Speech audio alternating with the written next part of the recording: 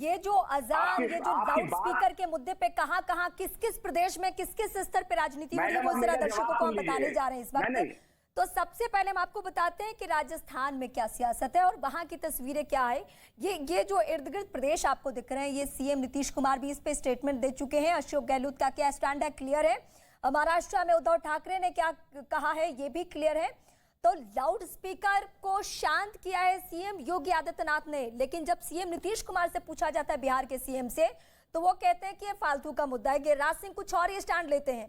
अब इस बीच हमें फिर से समझना है शोएब जमई आप ही से कि ये जो सियासत हो रही है उसको आप लोग एक्सेप्ट क्यों नहीं करते हैं। आपसे जब मैं इससे पहले डिबेट में बात करती थी। बहुत बहुत धन्यवाद। आपकी डिबेट में अगर बोलने का मौका नहीं मिलेगा, मैं इस डिबेट में नहीं बैठता हूँ। आप इतना तेवर क्यों दिखा रहे हैं? जवाब दूंगे। अच्छा चलिए, मेरे भाई नहीं, इस तेवर के साथ मैं किसी से बात ही नहीं करती हूँ। अगर मेरे साथ 6 गेस्ट हैं और मैं 6 गेस्ट के पास जाऊंगी, ये बहुत निहायती बदतमीजी है। अगर इस वक्त आप मुझे सुन रहे हो तो इस तरीके से डिबेट नहीं किया जाता है। अतीकुर रहमान मेरे साथ जुड़ भी चुके हैं। अतीकुर जी, आपका स्वागत भी। और स्वागत के साथ साथ मुझे आपसे ये पूरी संजीदगी के साथ आप बताइए कि क्या अजान के मुद्दे पे, क्या लाउड स्पीकर के मुद्दे पे सुप्रीम कोर्ट के गाइडलाइंस के बावजूद क्या सियासत नहीं की गई? जी बिल्कुल, आप सही कह रही हैं, सियासत की गई। और मैं बताना चाहूंगा कि सियासत किसने की। जी, जब सुप्रीम कोर्ट का कम से कम 2016 का आदेश आया था नॉइस पोल्यूशन को लेकर, उसी वक्त में महाराष्ट्र सरकार ने एक्शन लेके सारे लाउड स्पीकर्स उतार लिए थे। अब उत्तर प्रदेश अगर इतने सालों के बाद में कार्रवाई कर रहा है, तो मैं समझता हूं उस सरकार के ऊपर, योगी जी की सरकार के ऊपर कंटेम्प्ट ऑफ कोर्ट लगना चाहिए।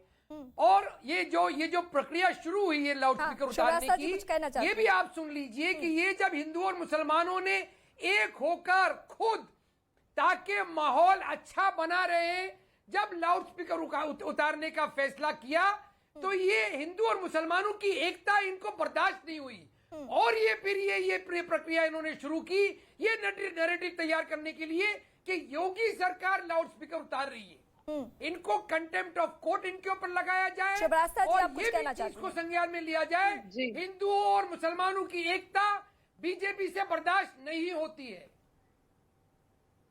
रीमा जी, देखिए, ये तो जिस तरीके की बात कही गई उसका मैं जवाब क्या ही दूं। मैं तो प्रतिप्रश्न 2 पूछ सकती हूँ। एक प्रतिप्रश्न ये हो सकता है कि जो हिंदू मुस्लिम एकता की इतनी बड़ी बड़ी बातें कर रहे हैं, जो सेक्युलरिज्म कितने बड़े पुरोधा बने अतीकुर रहमान जी, वही बता दें कौन सी ऐसी सेक्युलर ऑर्गेनाइजेशन थी जिन्होंने सीए को लेकर के जिस तरीके से विरोध हुआ था, वैसे ही लाउड स्पीकर के विरोध में उतरते।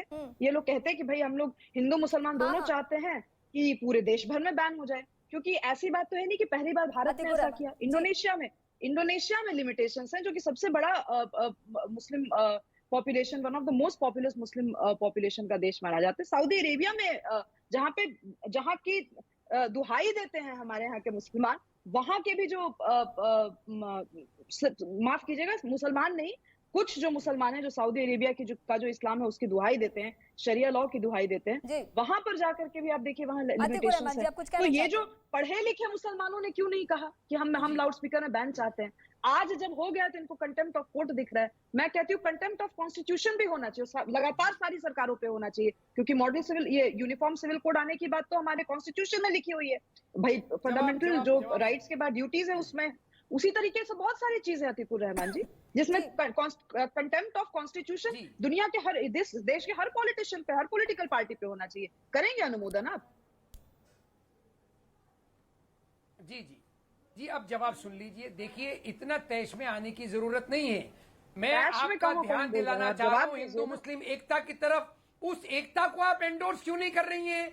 अरे छुटपुट एलिमेंट आपकी तरफ भी है, हमारी तरफ भी, हर समाज में होते हैं। इन छुटपुट एलिमेंट्स को आप सुनना नहीं चाह रही है। सॉरी, बिल्कुल सुनना चाह रही हूँ।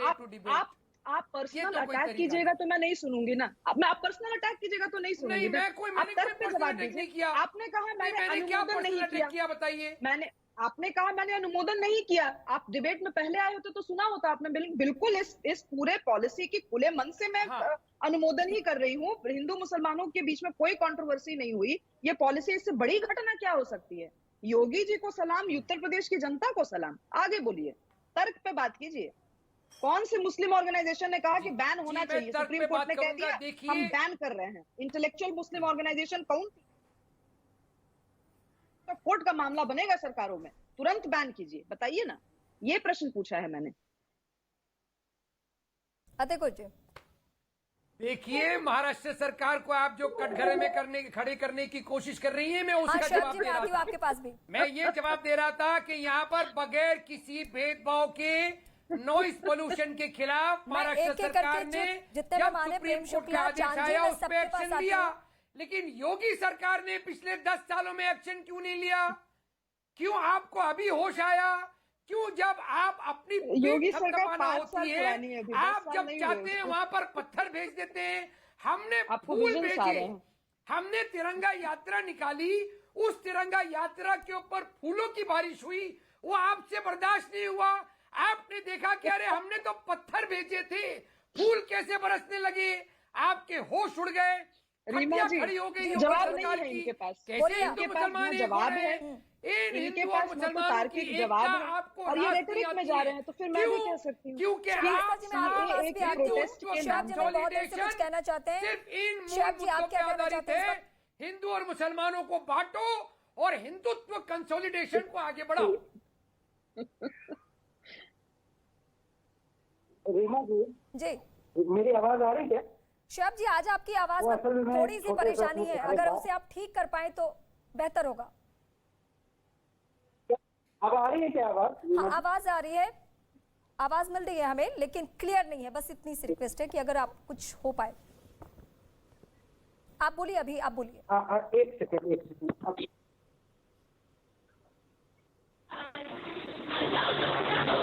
क्या? जी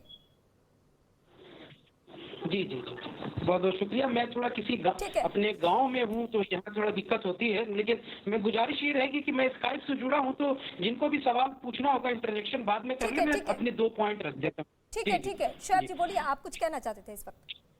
रीमा जी, देखिए, महत्वपूर्ण बात ये है कि जो महाराष्ट्र राज ठाकरे के द्वारा ये एक राजनीति खेली गई हनुमान चालीसा और लाउड स्पीकर पे, दरअसल सबसे बड़ा मुद्दा वो ये था कि वहां पे शिवसेना को दिक्कत नहीं हुई, क्योंकि विपक्ष में जो है वो राज ठाकरे है, शिवसेना तो पक्ष में है, वो तो सत्ता में। तो बीजेपी को ऐसा लगने लगा कि जो विपक्ष का जो स्पेस है वो तो राज ठाकरे लेके जा रहे मैं आपके हैं, क्योंकि पास लाउड आऊंगी। स्पीकर और हनुमान चालीसा एक बड़ा मुद्दा बन गया। तो बीजेपी बार बार कूद के कहने लगी कि हाँ भाई देखो देखो, मैं भी यहाँ से हनुमान चालीसा पढ़ूंगा, मैं राज ठाकरे के साथ हूँ। हालांकि राज ठाकरे और बीजेपी यहाँ से अलग अलग हैं, और जो महाराष्ट्र में अपोजिशन की जो स्थिति थी उसको कहीं ना कहीं ऑक्यूपाई करने का काम राज ठाकरे ने जी किया है। तो और प्रेम इसमें शुक्ला से यही शिवसेना जवाब हम का लेंगे जो शोएब जी ने उठाया है, लेकिन इस वक्त आप सभी दर्शकों के लिए बहुत बड़ी खुशखबरी है, वो हम आपको बता दें। ANBA अवार्ड में न्यूज 18 का डंका managing editor of the year Kishore Ajwani को चुना गया है, और आप सभी दर्शकों के प्यार की वजह से ये संभव हो सका है। Managing editor of the year Kishore Ajwani बने हैं, और ये सबसे बड़ी खबर और इस लिहाज से है क्योंकि आप देखिए हमारी टीम की तस्वीरें भी इस वक्त हम आपको दिखाएंगे कि जब मंच पे अवार्ड लेने के लिए किशोर आजवानी पहुंचे तो किस तरीके का माहौल था और कैसे सभी बेहद खुश हो गए। और ये इस वक्त हम आपको इस अवार्ड फंक्शन की तस्वीरें दिखा रहे हैं। तो सिर्फ किशोर आजवानी नहीं बल्कि पूरी टीम इस वक्त उत्साहित है, और ये अवार्ड का सिलसिला जो मैनेजिंग एडिटर से शुरू हुआ है वो यहीं तक नहीं रुकने वाला है।